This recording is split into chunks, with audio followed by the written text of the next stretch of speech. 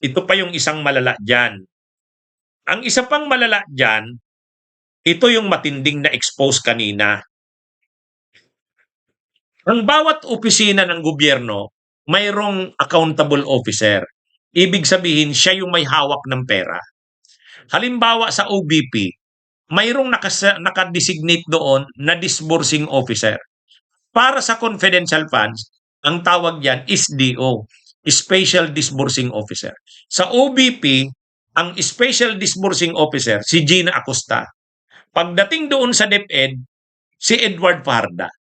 Sila yung mga Special Disbursing Officer. Ang ibig sabihin niyan, kapag may babayaran, di ba yung confidential fund, sabi doon, purchase of information.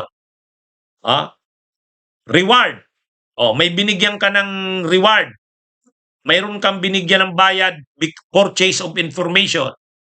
Babayaran mo yon. Ang magbibigay ng bayad doon, yung Special Disbursing Officer, yung SDO. Yan yung nakalagay yan sa guidelines, sa rules. Hindi pwedeng iba ang humawak ng pera. Ang pwede lang humawak ng pera, yung Special Disbursing Officer. At siya lang ang magbibigay ng mga babayaran. Siya ang magdi-disburse. Ngayon, anong nangyari sa OBP at sa DepEd? Ang nag-incas ng cheque, yung SDO, si Gina Acosta. 125 million, 125 million, 4 na beses.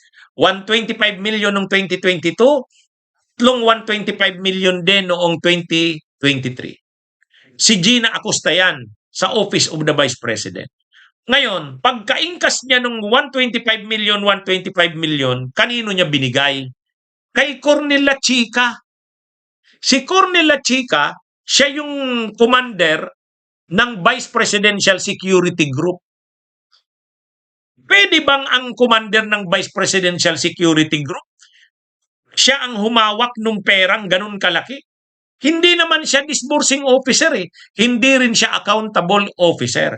At non-transferable. Binasa kanina nung auditor, non-transferable ang pagiging special disbursing officer. Ganun din ang nangyari sa DepEd. Ininkas ni Paharda, Edward Paharda, pagka-inkas niya ng cheque, 37 million, binigay niya kay Cornel Nolasco na Vice Commander naman ng Vice Presidential Security Group. Bawal yun. Kasi dapat ang nagdi-disburse nga yung Special Disbursing Officer eh. Yan yung patakaran natin. Ay ang ginawa, ngayon tinanong si Acosta.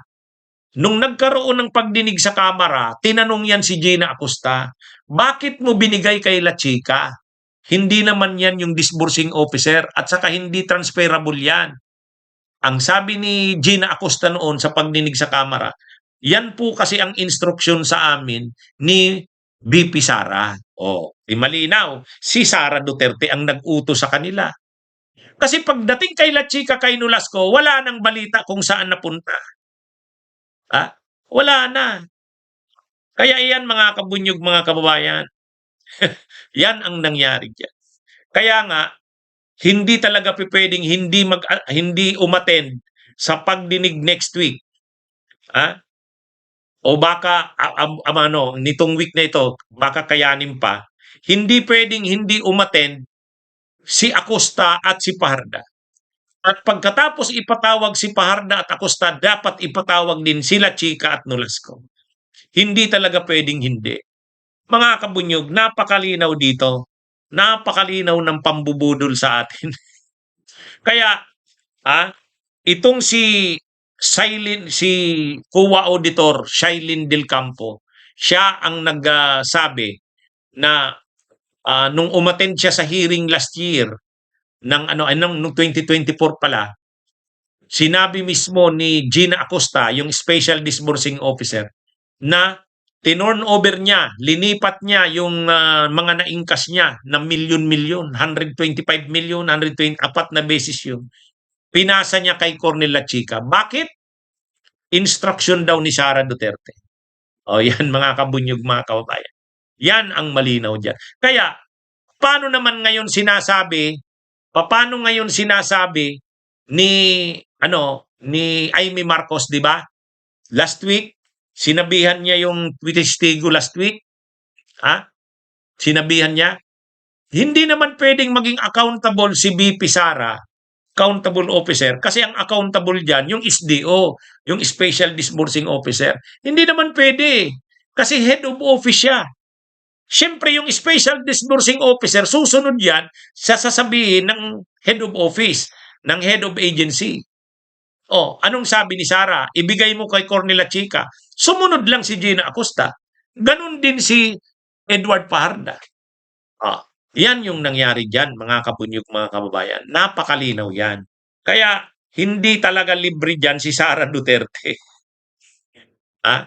Napakalinaw nito na si Sara Duterte ang nakakaalam ng lahat ng yan. Saka itong si Gina Acosta, saka si Edward Parda, mga tao yan ni Sara sa mayor's office ng Davao. Ha? Mga kabunyog. Mga staff niya yan doon sa mayor's office. Binitbit niya doon sa OBP at sa DepEd. Ha? Binitbit niya yun. Kaya talagang ang papel talaga nila Gina Acosta at saka Edward Parda, kung anong ipagawa ni Sara, gagawin talaga nila. Galing sa Davao yung mga yun. Staff na yon sa mayor's office. Oh, di ba? Mga kabunyog. Kaya dito, napakalinaw. Napakalinaw. Ha? Yung si Acosta, talagang kailangan niyang umattend next week. Pag hindi daw yan umattend, isa-cite in contempt. Ganon din si Paharda. Bakit sila kailangang umattend? Marami silang dapat ipaliwanag. Marami silang dapat ipaliwanag. At dyan na ngayon, siyempre, tatanungin na naman yan si Gina Acosta, bakit binigay mo kay La Chica? Di ba ikaw ang Special Disbursing Officer? Ay dapat hindi mo ilinipat yun, kasi non-transferable yung pagiging Special Disbursing Officer mo. Bakit mo linipat? Sinong nagsabi sa'yo na ibigay mo? Ay, ang sagot nila dyan, ayun po ang instruksyon sa amin ni BP Sara eh. Oh, yan na, mga kabunyog, mga kababayan. Kaya talagang si Sara Duterte dyan, hindi talaga yan lulusot na hindi maungkatan yan.